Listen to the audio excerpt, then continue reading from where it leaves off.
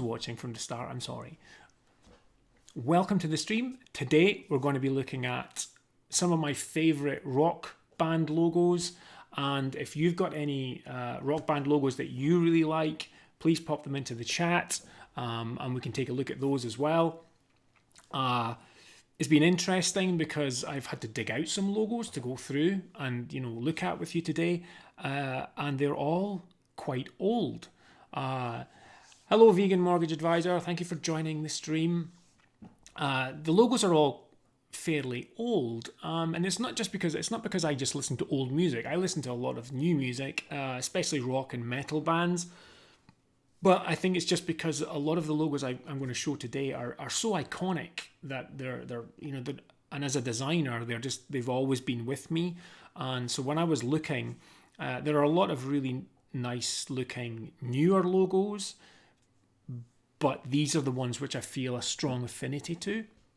And so because I'm sort of having to go back over things again, let's just jump in and let's take a look at the logos which I like. So the first one goes all the way back. We're going all the way back to 1963, and it's the Beatles. I've always really loved the Beatles logo just because it's black and white. I'm a big fan of black and white. Anyone who knows me kind of knows that, and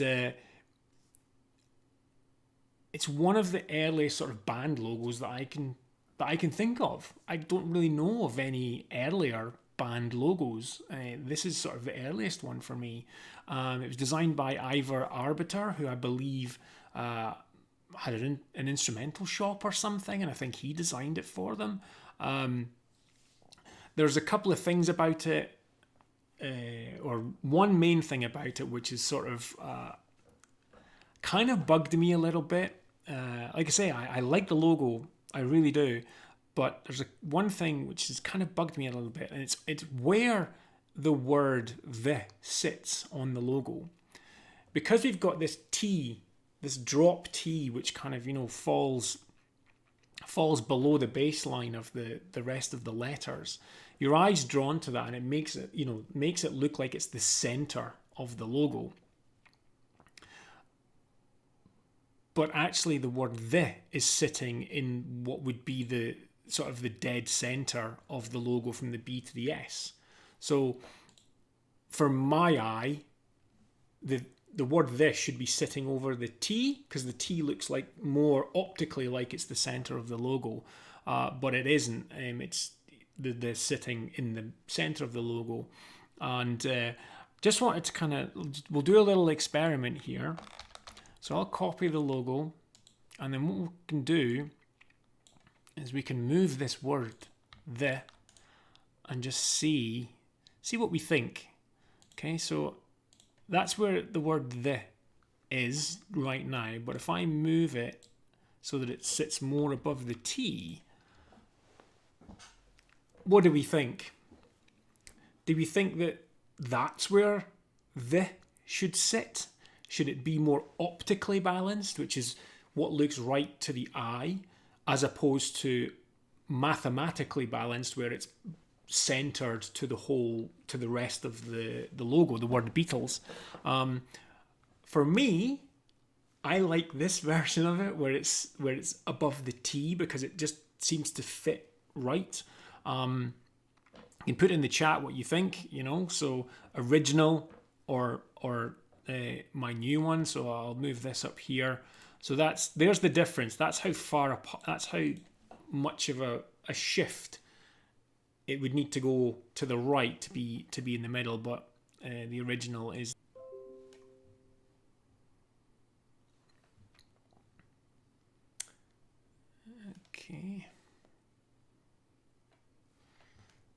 Okay, so it looks like we are back again. OBS decided to disconnect for me, so I'm having all the technical issues today. So hopefully I got most of that chat in there, and you didn't miss too much.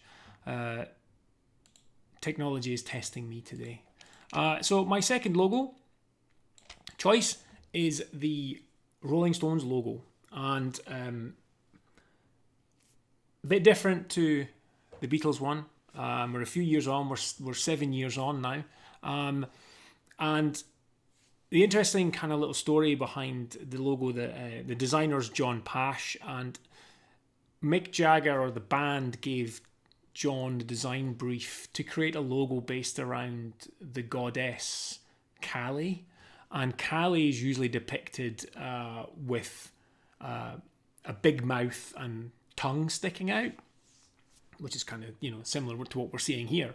And when John went to a meeting with the band to discuss the design brief and stuff, and he walked in and he met Mick Jagger, and he could see, well, if you've seen Mick Jagger, he's got big lips and, like a big mouth.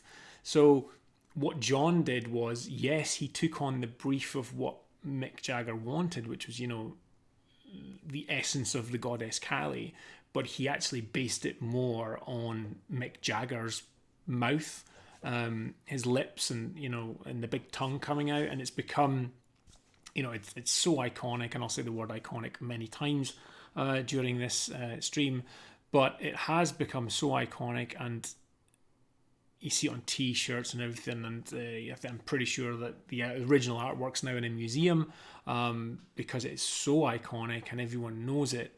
And and obviously the band are still going to this day, 51 years later, which is absolutely crazy. I find that just really, really bonkers. That they're still going this far on, and the logo's still there and representing them. But this is a really, really classic logo, and I couldn't not have this in my favorites. Next up, we've got the Yes logo, which was designed by Roger Dean in 1972, maybe 1973. I'm not sure if I've got my date right on there. But Roger Dean pretty much did all of Yes's album covers. They're quite organic. You can tell that from the logo as well. The logo's, it's got these organic sort of swoops and interconnections. It's, once you know the band's called Yes, you can see that it says Yes fairly easily. But, this E's a bit kind of complicated, a bit of a complicated mess in the middle.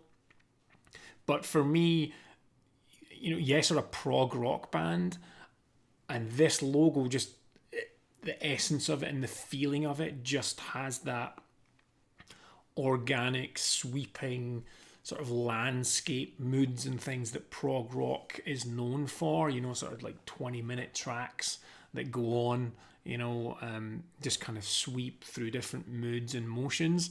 And so this logo here for me is a classic example. That's Ian saying that he always assumed Yes was done by Rodney Matthew. You know what? It's very similar. It is very, very similar. And you've now got me second guessing myself, Ian, whether I've put Roger Dean and it should be Rodney Matthew. Who does the Rodney Matthew does the sci-fi covers, doesn't he? The book covers. Rodney Matthews. Yeah, so because I think he's maybe done. I think Rodney Matthews has maybe done Magnum book covers. Magnum, the band Magnum. Probably should have had Magnum's some of Magnum's stuff in here. Maybe we could do a stream on album cover artwork. That would be a good one to do as well. But a big fan of Magnum. Magnum are a band that I really like as well. But yeah, you got me. You totally had me there, Ian. I was like, am I just absolutely messing this up and I've got the wrong designer here? But the one cool thing as well about the Yes logo is that it's so chunky. It's really, really chunky that what Roger was able to do with it was like, you can kind of fill it with all these kind of psychedelic, Asia as well, Ian, you're right. All those kind of sort of late 70s, mid to late 70s bands, there's a lot of them with very similar sort of logo styles. it's one of the things I was looking at when I was looking at which logos I wanted to choose today. And so I've deliberately just gone for kind of more rock bands and not metal. But when I was looking through, you can see even with the metal bands, you've got things like Motorhead, Iron Maiden, Judas Priest. Those types of bands all had very similar looking logos as well. You know, the letter forms are quite similar. So they kind of all riff off of one another. But yeah, you're right. Asia is very close to this style as well. But it just kind of does have that Rodney Matthews kind of fantasy look about it. But yeah, so I really like the Yes logo, just because it's I do like logos as well that can act as containers. So they're big enough and bold enough that you can do things with, you know, you can put patterns and shapes and photos inside them. Really makes them much more versatile. So I've actually forgotten which logos I've chosen now. Okay, so here we go. Kind of crossing rock, maybe moving into a little bit of metal, but I would say they're more hard rock. We've got AC/DC. Again, classic band. And I just love the AC/DC logo because it does what it says on the tin.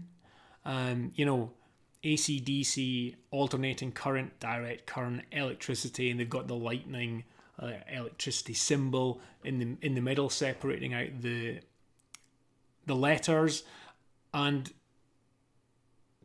even the letter forms kind of that almost sort of black gothic, or what would you call it, black letter type, just gives the feeling of noise to me. And I just find that this is an example of a logo which gives you the feeling of the type of music as well. A bit like Yes, I suppose. Yes is much more organic and soft and these flowing shapes, these smooth shapes. Then you've got AC/DC, which is like just, in your face energy and hard rock.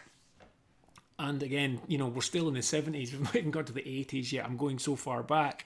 And again, another band which are still out there rocking stages and, biggest crowds going. I've never seen them live. I'd love to. And I don't think, I think I'm running out of chances to do that. Some of the members, have gone and passed on. And I know that Axl Rose sang with them for a while, whilst because Brian Wilson was asked to leave the band, I think, because his voice was giving up, and so Axl Rose stood in. I wouldn't have wanted to see them with Axl Rose, even though apparently it was quite good. But I think Brian's back. I think Brian is back in the band, so if they do tour again, it doesn't really matter how much a ticket will cost. I am going to see them. It's a definite bucket list band for me. But again, a classic logo. And one that I really like. So who else? Who's next? Who have we got? Okay, so next up we've got Sex Pistols. 1977, sort of same year, I think. Memory's terrible. Same year, I think, as the AC/DC one, but very different from like the Yeses and the Asias and AC/DC. This is more, like the ransom note, ransom letter, ripped or cut out letters from newspaper headlines and, pasted in. So again, this is giving you a specific type of feeling of, almost, danger, that someone's been kidnapped and they're given this sort of ransom note. And obviously that's what punk was all about. Punk was just all about danger and anarchy. And this logo says that. It's just a mishmash, and you've got the ripped sort of tape effect all the way around it. Designed by Jamie Reed in 1977. I'm showing the black and white version of the logo because that's essentially how it was designed, but I think most people would associate it more with the yellow and magenta of the Nevermind the Bollocks album cover. And kind of associating it with that. So the pink and the yellow is a classic Sex Pistols memory hook. But the logo is as well, you just need to kind of have a... That's the thing with logos, is you don't really need to read it or know what it says. You just catch a glimpse of it and you know what it is. Just a fleeting glimpse, and you can guess what the band is or what the brand is that you're looking at. And just from that, I mean, these are from, the 70s, so they've been around a long time. So people have seen them many, many, many times. But it is that consistency of use and just, getting stuck in people's heads. Who have we got next here? So next up, what's interesting for me is sort of the types of bands I've gone for. The next, that last one, obviously the Sex Pistols, and then the next couple are punk bands. I'm not really into punk music at all. Really, it's not the type of music that I listen to. I like some of it. There's the odd song here and there by certain bands, but it's not really a genre that I got heavily into. So what is interesting to me is that punk band logos are the ones which stick out to me. Maybe because they've got a stronger message. Maybe the rock bands are more about aesthetic. AC/DC has a strong message, I think, from theirs in terms of like the type of music that they do, but I think the punk bands have maybe more sort of meaning behind them. I don't mean to do a disjustice to anyone, an injustice to anyone who designed, the other logos, but I just got that feeling. And the Black Flag logo was designed by Raymond Pettibon, who I think was either a relation or a friend to one of the band members. And he was saying that when he designed it, so the band was called something else and they had to change their name, I believe, and they had to change it to Black Flag. And when he was coming up with the logo design, he was thinking, that a white flag meant surrender. So he would do a black flag, which would mean anarchy and, violence and just the energy that the punk rock scene had. So he was going for this really in-your-face approach, and the 4 bars as well. You could, some people were saying that represented prison bars and, people being held back and just, anger and all of that stuff in here. And then you've got the typography, the black flag sort of top and bottom. It's really, really good. Let's see what Ian's saying here. I guess a lot of the punk era logos were done on the kitchen table. Black Flag's type form always makes me think of Hammer House trashing horror novels.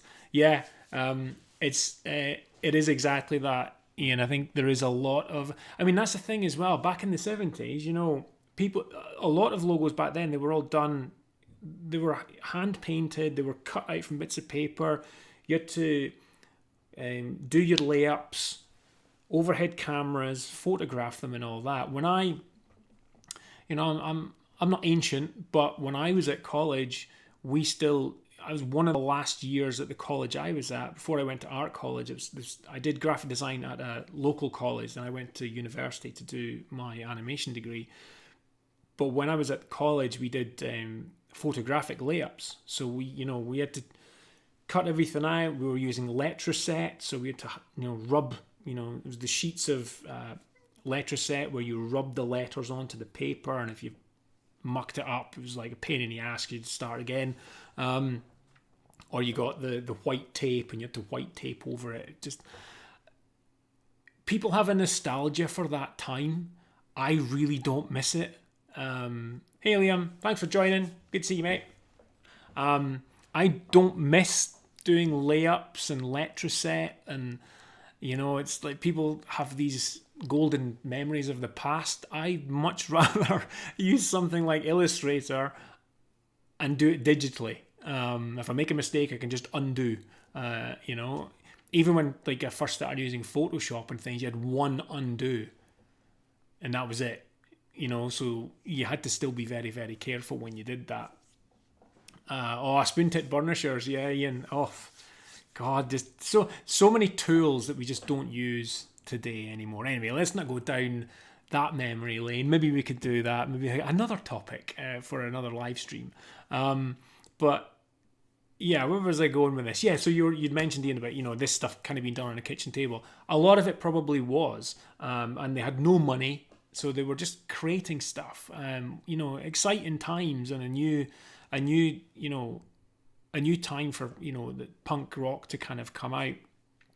And let's see, yeah. So you mentioned Hammer House and horror films. Next logo is kind of linked to that. When we move forward, another punk band, but the Black Flag logo again, it's iconic, and it's one of those, a bit like AC/DC, Black Flag, and a bit like a lot of the rock bands and metal bands. You see their logos now on T-shirts and stuff being sold in, high street fashion shops. So you might have people just buying them because they know the logo and they know the band, but they don't listen to the music. But the band has become a brand that people want to wear, and possibly because they think it's cool to wear band logos on T-shirts and stuff. That doesn't bother me. I know that some people get really annoyed, if they see someone wearing a T-shirt with a band that they love on the front, and they're like, "Oh, I bet you don't even know any of the songs. I bet you can't name any of the albums." Doesn't really bother me, but some people I know get really upset by it. But surely, if the band is being promoted, then that's a good thing. But each to their own. So let's move on from Black Flag to. Oh no! After this, so there's another one to come after this one. So this is Bauhaus, classic. Let's call them goth rock band from they formed in '78. I kind of know them from music that they did in the '80s. I'm not that old. I was 4 years old in 1978, so I wasn't clubbing to Bauhaus in 1978. But in the early '90s, when I was at college and was at uni, and I went to nightclubs and stuff, I was a full-on goth. If you hunt around the internet, you'll find some photos of me with really long hair, black tailcoat on, red crushed velvet shirt, white face, black lipstick, the lot. Full goth. Now, bearded and stuff now. And Bauhaus obviously was one of the bands that I was into back then. But I also loved Bauhaus because of the logo, because like AC/DC's, it does what it says in the tin. Bauhaus does what it says on the tin because it's the Bauhaus logo for the Bauhaus movement, the Bauhaus design movement from like the late 19-teens into the 20s. And that's why you can see here that the face, that sort of sculpted profile face, was actually designed in 1920 by Oskar Schlemmer for the Bauhaus movement, and the same with the type as well. And I think the Bauhaus movement started in 1919. I could be wrong. And Bauhaus, the band, were actually called Bauhaus 1919 when they started, and then they just became Bauhaus. But I've always loved the logo because I really like the Bauhaus movement, the design movement. And obviously, Bauhaus music isn't the most cheerful. It's a bit gloomy.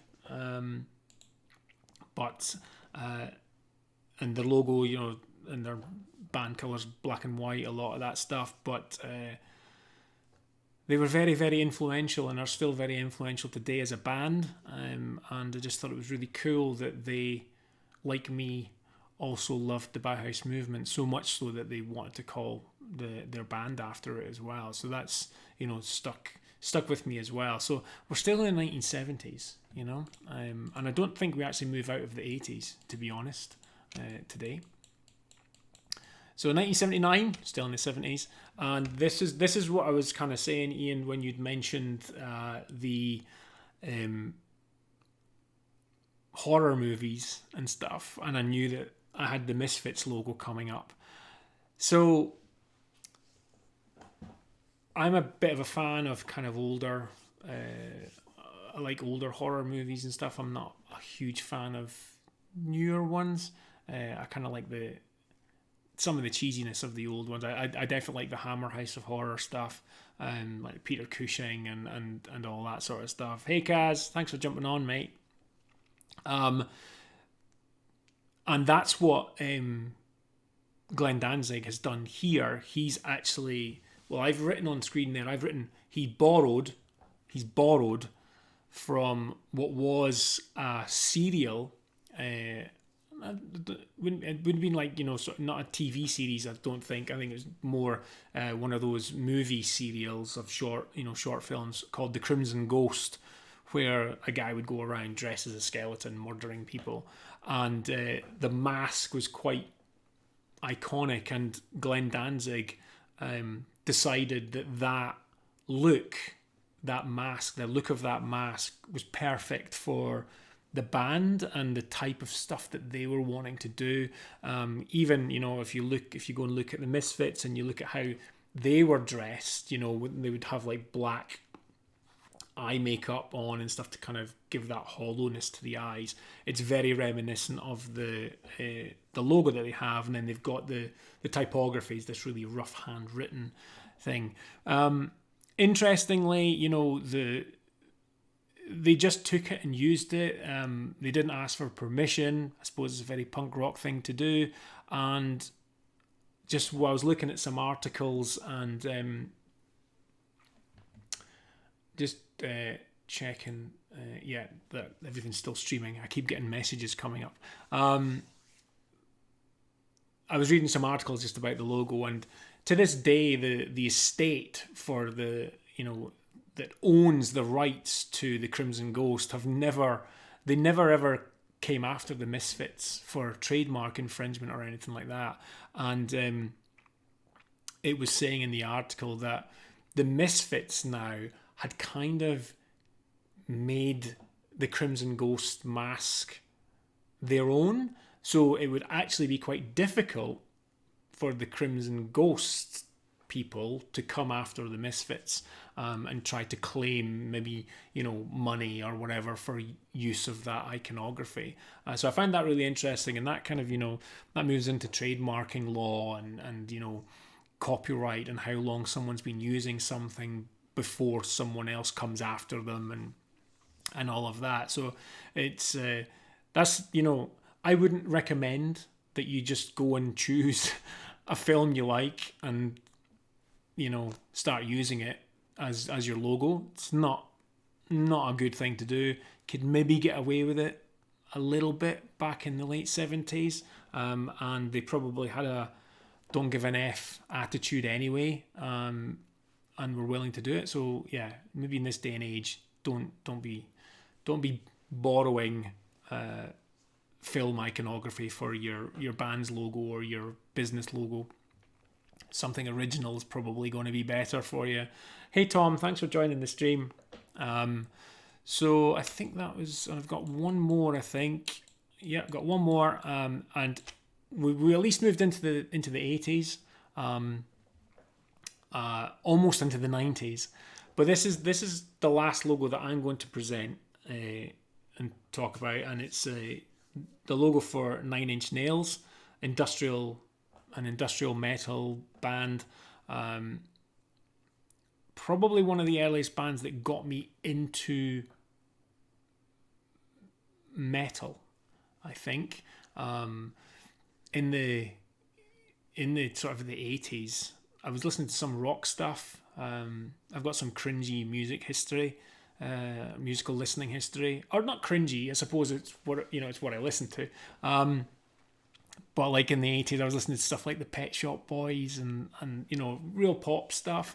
In Excess, loved In Excess, and then someone gave me a mixtape, and had Nine Inch Nails on it. Had another band on it called Ministry.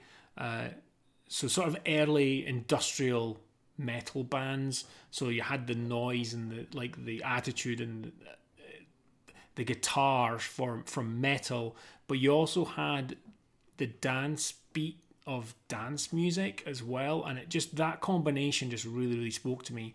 And so I really got into Nine Inch Nails, and so this logo really has stuck with me. And again, it's black and white, and it's super simple. And Kaz has joined this call, and if Kaz is still here, I actually work with Kaz. Kaz helps me on logo projects for clients.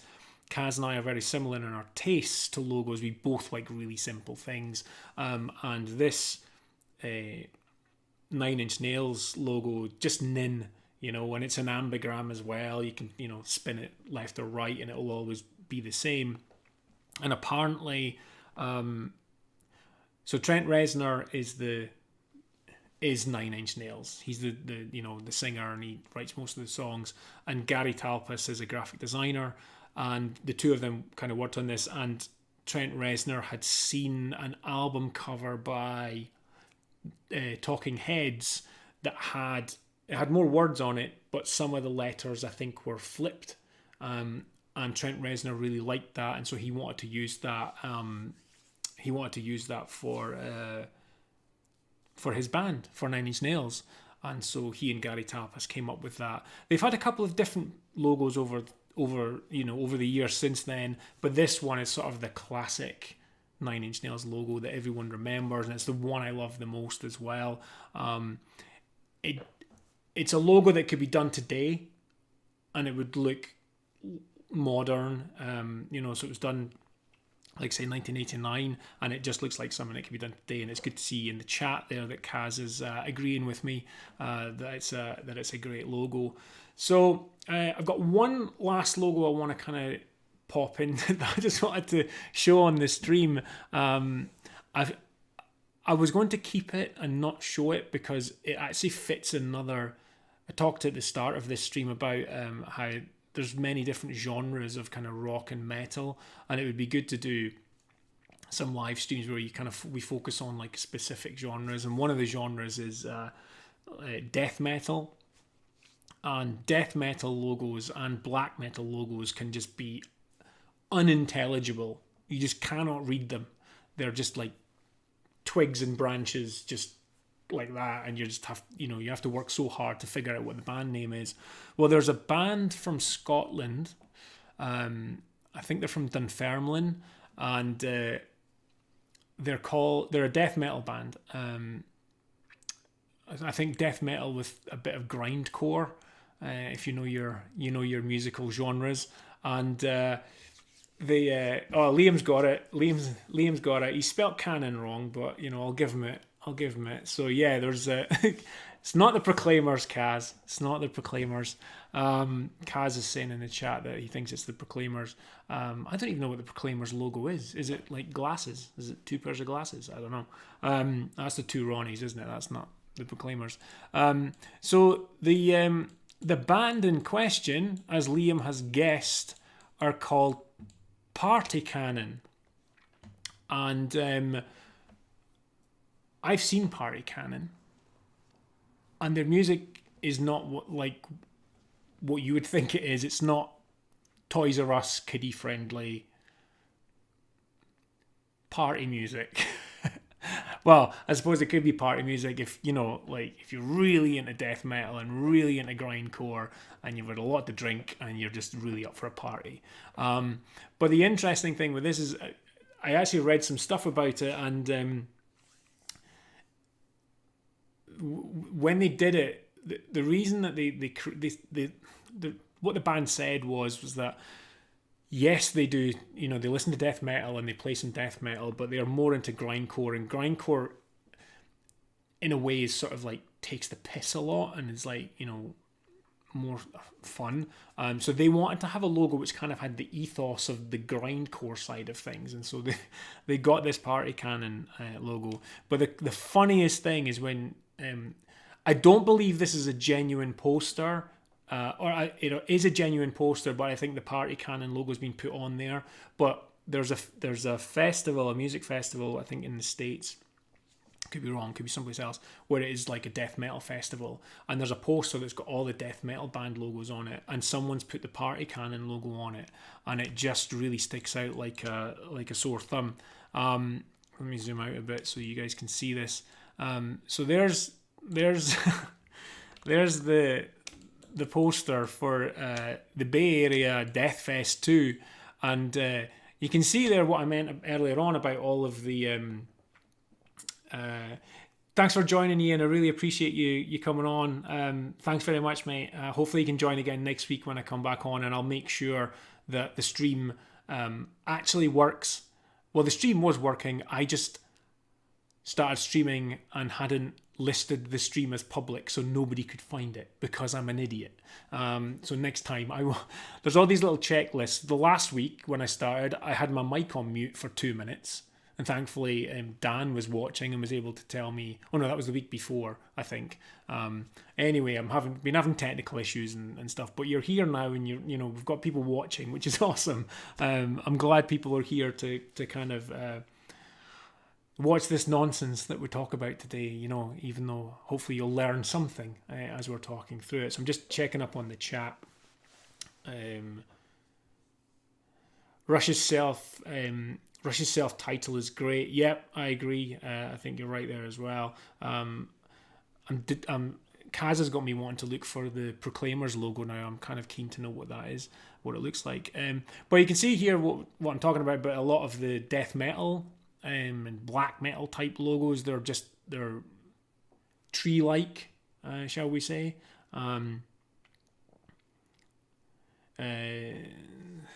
Surrender saying they picked a great spot to put it on the 3rd, so the whole poster seems balanced. Absolutely. And whoever's done it has done a great job with it. It's your eye just kind of, it doesn't it fits in the right place. It is balanced, but it just sticks out so much. I'd imagine if the Party Cannon logo was going to go on a poster like this, they would probably just do the outline version. So it'd just be a white outline with no colour. So I think this has kind of been doctored just to give us the full effect. Someone said, so that's Lauren saying, hi FA France. I love the fact that you're throwing a bit of Scottish accent into the chat there, Lauren. Thank you so much. I appreciate it. You're a star. But yeah, I've seen a few of these bands live myself, and I might have seen some of them, but I can't tell what they're called, so I'm not entirely sure. So that was. Let's just kind of zoom out and kind of look at the logos that I chose. So the logos that I chose today, all pretty old, which surprised me. It really surprised me that they were all kind of like 70s and back. So I'll have to do a stream where I'm only allowed to pick logos from like the 21st century. I can't do anything from the 20th century, and just see what band logos I like. Whether that's around a specific genre, or I might just do 21st century band logos. So it could be pop bands, it could be, whatever, jazz bands. Because a lot of the bands whose music I like, I don't rate their logos, but I don't like music. I don't like bands specifically because they've got great logos. And there's a lot of bands whose music I do not like, but I think they've done a really good job with their logos. So I'm sure other people kind of do that as well. There's Liam saying he loves the cattle decapitation logo. Yeah, there's quite a few cracking logos for extreme metal bands.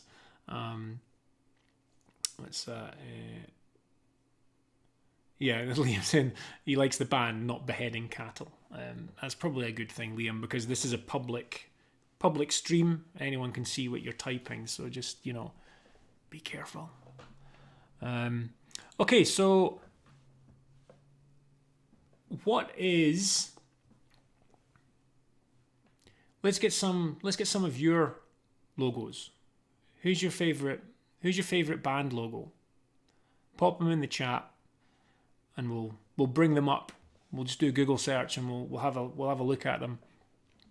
We've got, you know, like I say, I was streaming for 15 minutes to no one, so I was going to stream for an hour, but I'm happy to hang on for another 15 minutes if anyone wants to type in the chat favourite band logos, or you could always type in worst band logos. Which band logos do you think are absolutely terrible? And we could all have a laugh and see what they look like.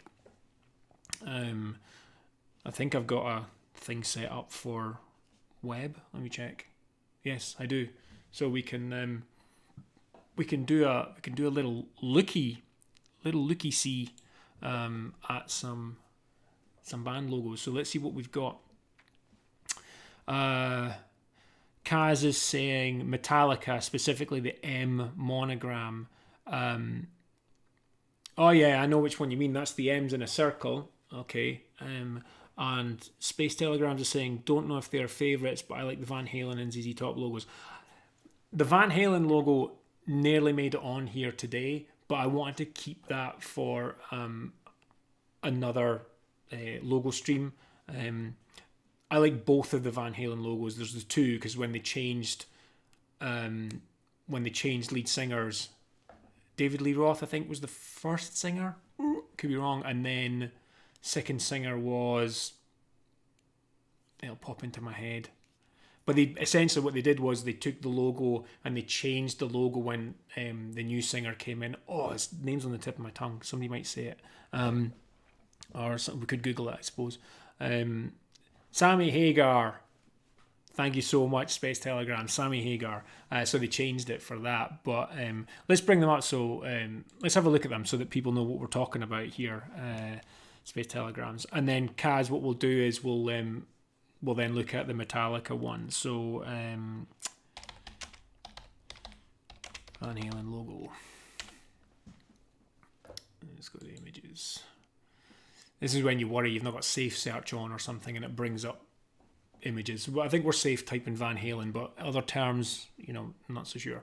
This is the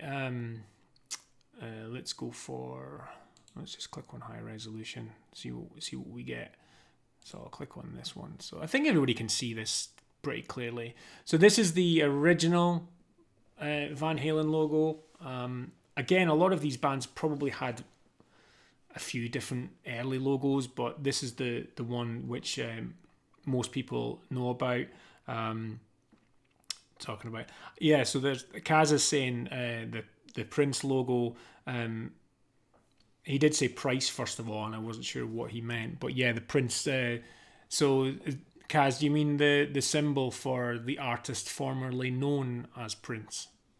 The kind of the thing that he had made. He had it made into a guitar, didn't he? He had that symbol made into a guitar shape.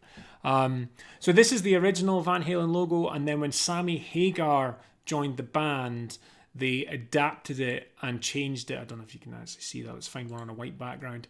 So it's still got the logo still has the wings, which kind of came out left and right. But what they did was they swept them round to kind of almost give it that 3D. It's like a 3D ring look. So you could imagine that as being a ring with the VH sort of on your finger. Space Telegram, which one do you prefer, the original one or the Sammy Hagar one? I think I'm a Sammy Hagar version.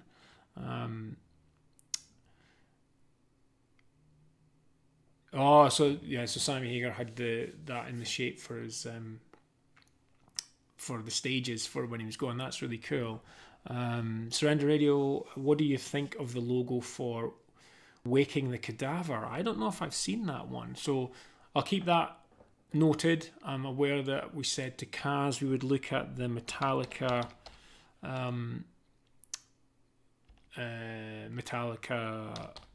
logos, because there's the Metallica logo, the classic Metallica logo with the M and the A really big, and you've got like a million online name generators where you can do your own one. Is it this one here, Kaz? Is it what's known as the Razor M version? I think it must be this one that you mean. There's both of them there. But yeah, so apparently James Hetfield, if you don't know, he's the vocalist for Metallica. Apparently he designed the Metallica logo and the Razor one, and he also designed this character as well. I don't know what this character's name is. Kaz might know, because Ninja Star, that's what I was trying to think of. Kaz might know what this character's name is, because he's a bigger Metallica fan than I am. We're always kind of joking about that. I'm more of a Megadeth fan. I'm more of a Dave Mustaine fan than a Metallica fan. But I mean, there's somebody there who's done a Megadeth using the Metallica M's. But Metallica have had a few different logos over the years. Is it just called? Okay, so that the character is just called the Scary Guy, is he? Oh, okay, it's original. So these are the Metallica logos. So, to be honest, I kind of like the 1996 to 2003 one. I like the more of the subtle kind of thing, but I suppose it looks a bit vampiric. There's just something about this original Metallica logo, just the C, the I, the C, and the A. This bit here, this bit here is just, it just does not work at all. But kind of like that. I don't really remember this one. If this is from the St. Anger period, which let me just check. This emblem was used. Oh, it was used through the St. Anger period. Worst album ever. Don't disagree with me, Kaz, because it is a terrible, terrible album. Awful. And then they've kind of... Alright, okay, so I can see now. So they've gone back with the latest one, but what they've done is they've thankfully tidied up this C and A connection that just does not work at all. So if you look closely, they've kind of almost... They've tilted the whole thing so that it's, rather than being straight up and down, everything's almost tilted into the screen, and then they've got everything going up there. I mean, you can see there, that's just a mess. It's a car crash, absolute car crash. I knew you'd like St. Anger, Kaz. That's why we work so well together, because we're quite different in certain ways, I believe. So that's the Metallica one. So let's have a look at the one that Surrender Radio asked for, which was making the cadaver. I agree. I should have. Oh, I think I've seen this one. Yeah. Yeah. So this is another tree branch one, isn't it? Yes, it is. I have no other names. I have no other way of kind of describing it other than tree branch. So to anyone else, if you didn't know the name of the band was Waking the Cadaver, would you have been able to figure out that that's what that said? Waking the Cadaver. Don't lie. If you really couldn't figure it out, then you can say there's a band, and I can't remember what they're called. Someone might know on here, and I think they're a death metal band or a black metal band, and their name is just crazy, crazy long, and I think it's pretty much unpronounceable. And their logo is also like this, but way, way more complex. And I can't remember what they're called. But that's why I want to do a stream just looking at these types of logos. I mean, there's quite a few logo designers out there who specialize in doing these logos. And it's an absolute art form, to get these done. I mean, it looks like there's... Wow. Yeah, I mean, this is a Waking the Cadaver logo as well. And if you... if you look, you can see the letters. I don't know if you can see my mouse here, but I'll kind of draw them out. So the W is here, then you've got the A, then you've got the K, I, there's the N, and there's the G. The is in there somewhere, and then you've got the C coming around, A, D, A, V, E, R. Absolutely crazy stuff. Yeah, so if you're watching this video, and if you're watching the replay as well, you should have access to the chat. I've got the settings so that it records the chat, so the chat should be playing as well. And if you look in the chat, you'll see that Liam Jackson has posted the name of the band that I was thinking of.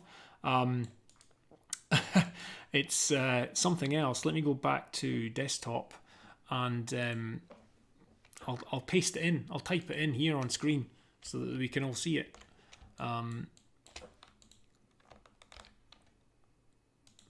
But it's just nonsense. Nonsense. So that's the name of the band. Good luck pronouncing that. Now, let's see if we can bring up the logo for this band. There it is. Right. Yeah, here it is here.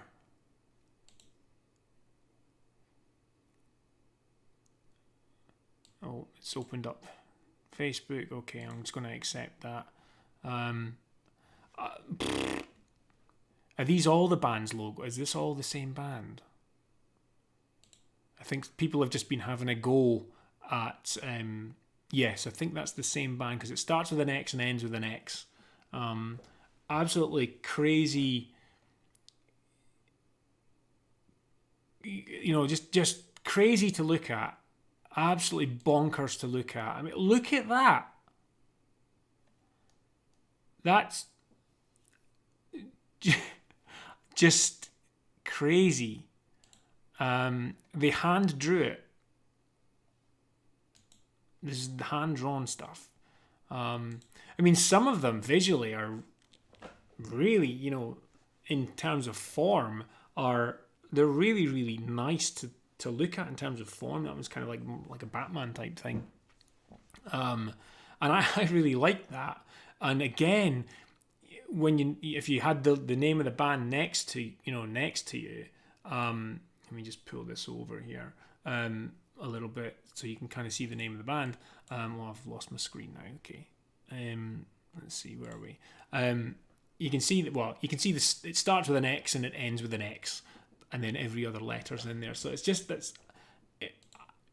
it's a talent. It really is a talent to be able to create things like that, which actually have all of the letters in. So obviously this band have a big following of people who basically create logos for them using all of the letters in the band name. And some of them just look amazing. And I mean, I'm going to trust that they all do have all the letters in there, but that's a good shout, Surrender, for the Waking the Cadaver one, because that kind of led us on to Unpronounceable Band and looking at their stuff. I did want to do a stream of looking at these types of logos, but maybe that's a bit much to just do a stream doing that. Let's see what's happening in the chat here. And we're going to look at the Prince symbol, wouldn't we? As well. Yeah, so yeah, really interesting. I've never actually looked into what the symbol is or what it means. So, you know, what the symbolism is. Again, I've not really looked into that. Could probably just do a quick Google search. So the best graphic work for a logo ever is the Grateful Dead, the lightning strike skull, and the dead bear. They work anywhere from colour, monochrome, garments, print, and digital. I'm trying to think if I know what the Grateful Dead logo looks like. Is that the one it's like a skull and it's like almost like the top of the head's off? Like the top of the skull's off and it's blue and red.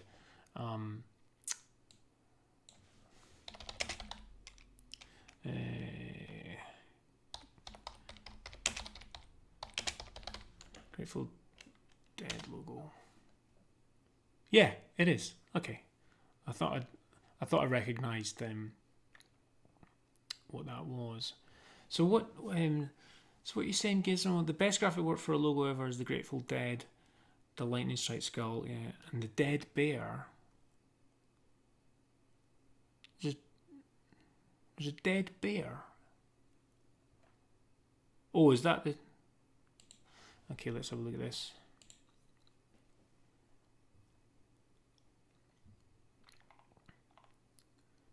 All right. Okay, I didn't know about the bears. So I could see how that could really, I'll be fully upfront. I've not really listened to much Grateful Dead music or anything like that. I do, as you could tell, I did know what the logo sort of looked like. If we had to do one of those tests that they do where they say like draw the Apple logo from memory or draw the Starbucks logo from memory, if you asked me to draw the Grateful Dead logo from memory, I don't think I would have done that. I wouldn't have done the lightning strike. I don't remember that, but I did remember that it was a skull that kind of like had the top of the head chopped off, and it was red and blue inside. So I was pretty close. That's Grateful Dead. So just for anyone who's not reading the chat, just Gizmo in the chat's asking me to look for Grateful Dead bear.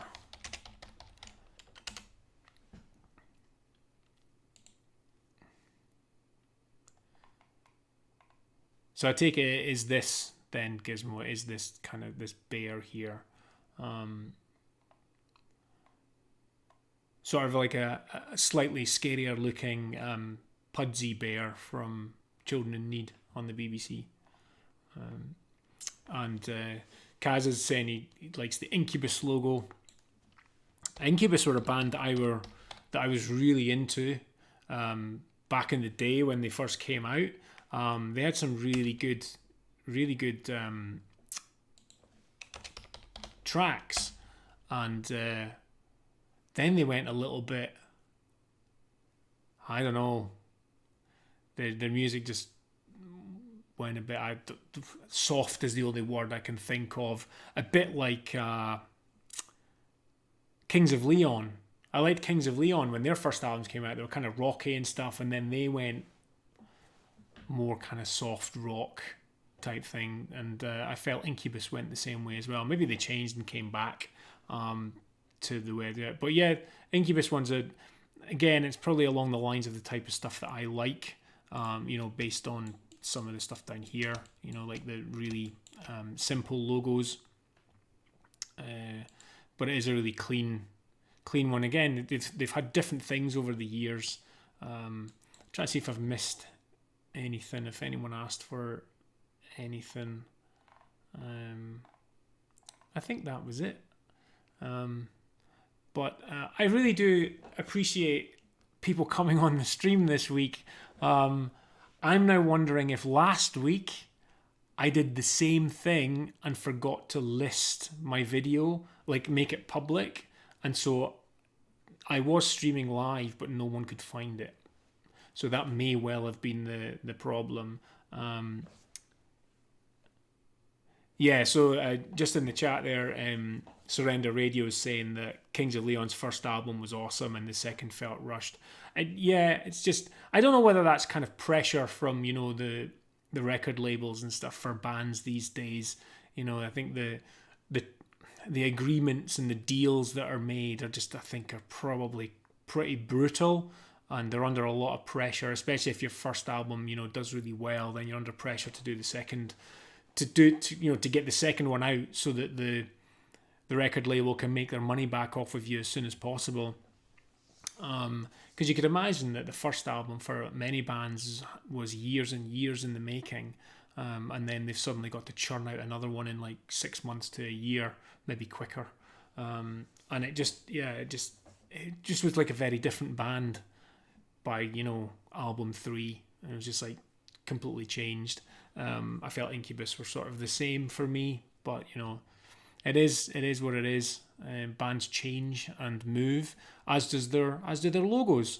Some bands stick with the same logo all the way through, Other bands are constantly changing it. A band that are one of my absolute favourite bands, apart from Clutch, is Tool. I absolutely adore Tool. And Tool kind of changed their logo for each album. So they sort of have a new version for each album that they do. And I think, oh, here we go. This is, hopefully this is fairly big. So I'll just, oh, that's not worked, is it? Oh, it's because I'm not signed in. I think you can see these. So the first the first logo is essentially a spanner that's made to look like male genitalia from '91, and then you've got the other ones from the other albums. My favorite, I really like the logo that they did for Lateralis in 2001, but I absolutely adore the one for 10,000 Days. I really, really like that. I first saw Tool in 1993, where they were the first band on. They were the support band for Rage Against the Machine in Glasgow. I was obviously there for Rage Against the Machine. I'd never heard of Tool, and Tool absolutely blew me away, as did Rage Against the Machine. But I was a fan ever since '93, since when I saw them live. Amazing band. They've had amazing music videos. Their music is so deep, meaningful. James Maynard Keenan, the vocalist, just writes really complex lyrics for all the songs. Really get into their stuff. What's happening in the chat? A few more posts. So Surrender Radio just kind of agreeing about, record labels making as much money as they can out of bands. And Liam's saying he's not a fan of the music, but the circular LP for Linkin Park, that's a fairly decent logo as well. I don't know. I DJ'd metal clubs for about 20 years. Started in 1997, 6 or 7, and I finished in like 2015, 2016. And so I kind of DJ'd through the new metal years and like experienced a lot of new metal stuff. And again, Linkin Park had a couple of really good songs, and then a lot of it was a bit so. It's weird because I'm actually kind of liking listening back on some of the stuff which I didn't like back then, because one of the problems as a DJ is you get asked to play the same bloody songs all the time. So there will be songs that you're like, I've got the albums, weren't streaming or anything back then. I had like cases and cases of CDs I had to cart around with me. And there were albums with really great songs on them, but people wanted the same song every single week. And that got really, really tiring. So it got to the point where there was times where I would just ban songs altogether and wouldn't play them for like 3 months just to give myself and the audience a break from it all. Linkin Park logo. So I think they changed it recently, didn't they? Did they not remove a part? They took a part out to commemorate like Chester, dying. I'm sure that's what I read. I'm sure they did something to the logo. Oh, this is it here. So they took a part out to sort of recognize the fact that Chester was no longer in the band. I think that's why they changed it anyway. I may be wrong, but I think that's what they did. It's a good logo. I think as logo designers, Liam's a logo designer as well. When you get those business names or personal names, you're trying to get an L and a P to work together. Let's see, here's their logos. Is that going to open up? Oh, I can't. Let's see if we can zoom in on this one. So there's the Linkin Park logos as we go through. Some weird ones. Not sure if that's meant to say something like 0 or something.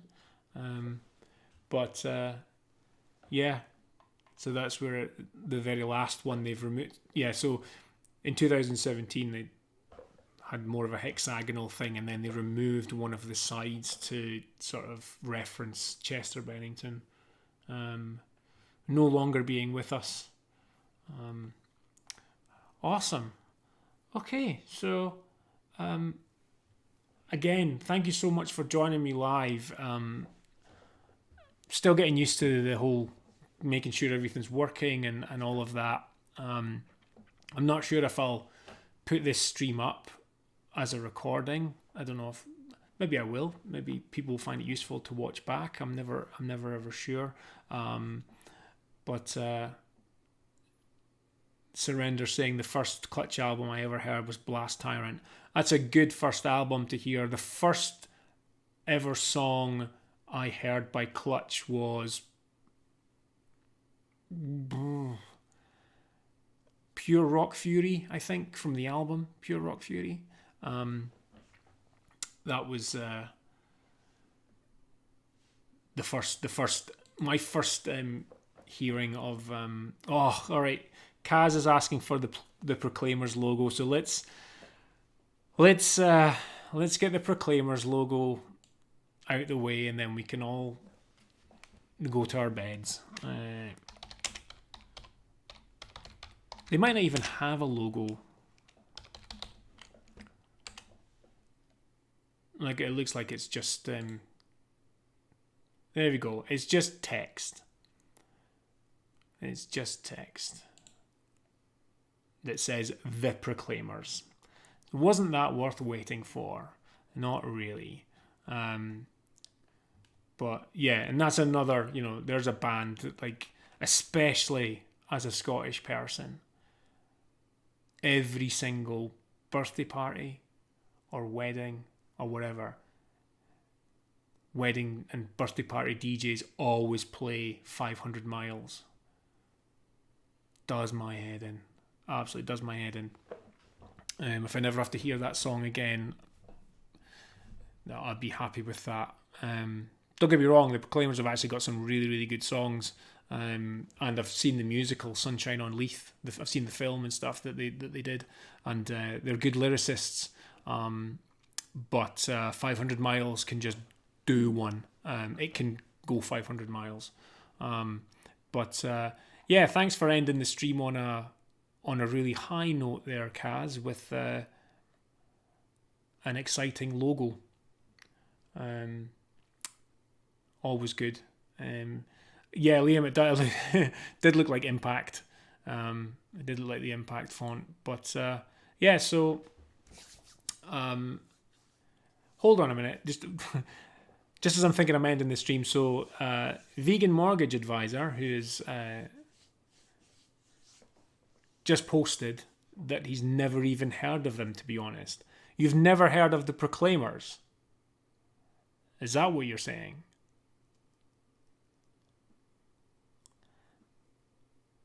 And Surrender Radio thinks it's hilarious when I have a rant about how bad songs or logos are. Yeah, pretty. I can go off on one a little bit when when there's something that just irks me and I can't help myself. I just go off on one. That's why it's dangerous when if someone interviews me for podcasts and things, and if they pick a subject or a question that I feel really passionate about, I tend to just go off on a bit of a rant about it. It could be a good rant. Rant doesn't always mean bad, but I can just go on about it and not stop. And that was one of my concerns about doing these live streams, is that I could do the same on a live stream and there's no interviewer to stop me. There's only me. I'd have to stop myself. But there's a difference between doing these and edited videos. You're in so much control of edited videos that there is a danger that they become quite sterile because you're cutting out all the things that you're not comfortable with. But with a live stream, as we can see, and as is what's happened tonight, all kinds of shit goes wrong, and I'm not streaming to the right place, or audio's off, or I'm showing the wrong screen. But at the same time, I think it's good to show, there's real people at the ends of everything, and I wanted to live stream to just help get a bit more of my personality across to all you people out there, that, so very kindly subscribe to my channel and watch the videos that I put up. And hopefully there'll be a new video up soon. I've done all the filming for it. The video will be about mascot logos, because I've had someone who's asked me a couple of times now to do a video on mascot logos. So there's a video coming out on that, hopefully in the next week. And that'll be the first new video, apart from live streams, that's been up on the channel in quite some time. So it'll be really good to get that back up. And as I say, I'm going to be here every week, live streaming, probably pick a topic at the last minute to chat about. But if people, can join like they have tonight, and we get some chat happening, it really makes for a much better stream, because I do like speaking to people. I don't want to sit here on my own just talking about what I've got on a monitor in front of me. So thanks very much for joining, everyone, and I will hopefully see you next week. And until then, stay creative, folks.